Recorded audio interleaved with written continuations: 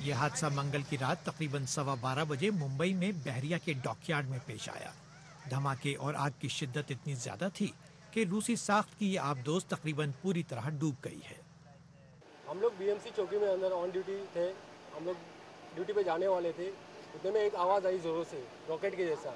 ہم لوگ گھبر کے باہر آ گئے، باہر آ کے دیکھا تو پورا آسمان پورا ریڈ ہو گیا تھا۔ واقعے کی انکوائری کا حکم دے دیا گیا ہے، لیکن بحریہ کے سربراہ ایڈمرل DK جوشی کے مطابق دھماکہ ممکنہ طور پر گولہ بارود کے پھٹنے کی وجہ سے پیش آیا۔ آبدوز میں موجود اہلکاروں کے زندہ بچنے کا امکان اب کم ہی بتایا جا رہا ہے۔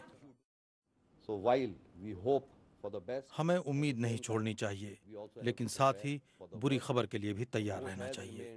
یہ آبدوز اب 12 گھنٹے سے زیادہ وقت سے زیر آب ہے، اور ابھی تک ہم آبدوز میں داخل ہونے کے لیے صرف ایک ہی دروازہ کھول پائے ہیں۔ سندھو رکشک میں 2010 میں بھی آگ لگنے سے ایک بحری فوجی ہلاک ہوا تھا۔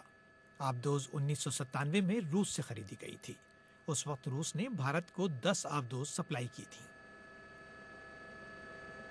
سندھو رکشک میں اسی سال $80 ملین کی لاگت سے روس میں جدید ترین اسلحہ اور آلات نصب کیے گئے تھے، اور تجزیہ نگاروں کے مطابق بھارتی بحریہ کے آپریشنز میں اسے کلیدی کردار ادا کرنا تھا، خاص طور پر Club S multi role missile system کی وجہ سے، جو 250 کلومیٹر کے فاصلے سے اپنے ہدف کو تباہ کر سکتا ہے۔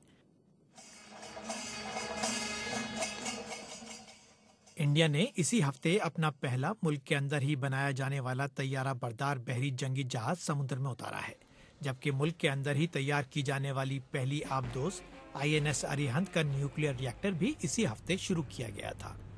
لیکن بحریہ کے لیے یہ ایک بڑا دھچکا ہے، اور ماہرین کے مطابق اسے اب اپنی حکمت عملی پر نظر ثانی کرنی ہوگی۔